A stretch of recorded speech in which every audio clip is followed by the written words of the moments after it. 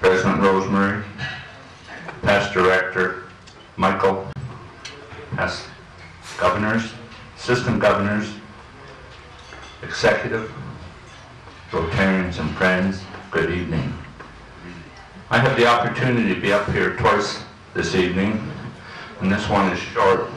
I'm at the very end, that could be long. But I do want to say thank you to all of you who have been involved with this Jam Jar program that we've been doing for the last 7 months. As you know, Rotary International a few years ago asked each and every Rotarian throughout the world if they would be kind enough to donate $100 to the foundation so that Rotary could continue to do wonderful, great things and to meet their commitments around the world. Well, I had no idea when we started this Jam Jar program that it would explode to the point where it would be as successful as it is turning out to be. In this district, they've asked 230 Rotarians to give $100. That's $230,000. Well, I must tell you that we're a little above it. I also want to tell you that I made a commitment to Sean Allen and to my boss, soon to be Richard, that I think we can go a little bit further, because we'll soon be at the $500,000 mark, which is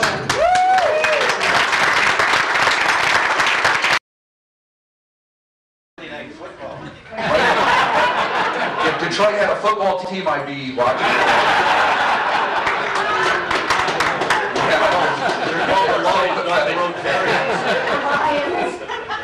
Anyways, heroes.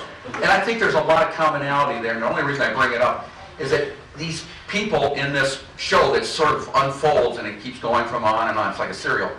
It goes on, and each one has a power, a certain power. Some can see through things, some can envision what's going to happen, some can, they have a power. Well, ladies and gentlemen, I contend that we, Rotarians, are heroes, and that we have a special power. And our special power is that of empathy. And not only that, we not only have the power to feel the need, we have the power and the means to do the deed, to make things just a little bit better. And I'll tell you, that takes some audacity to do that, to think that. And it takes some kind of power. And 7070. I just want to tell you exactly how special your district is. Again, I think my district is pretty darn good. But I guarantee you 7070 is just a little bit head and shoulders. Now, don't anybody go back and tell my district governor what I said. I agree with you. So I understand. But don't be email. This email thing is really getting me into trouble sometimes. But anyways, I went on the internet last night. I wanted to do a check on how good Rotary International, how good the Rotary Foundation stacks up against other things. So when I come into an area like this with knowledgeable people, that I know what the heck I'm talking about. And so last night I did a charter navigator, or I'm sorry, charity navigator. So go on to charity navigator when you get a chance, and click off 2, 3, 4, 5, however many charities you want to click off, to do a little comparison to see how things are going.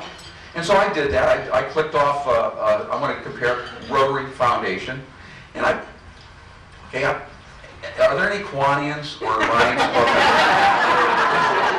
I want to apologize ahead of time. I'm sorry. Who is it? right here beside on my right. What, Lars? That's not Lars.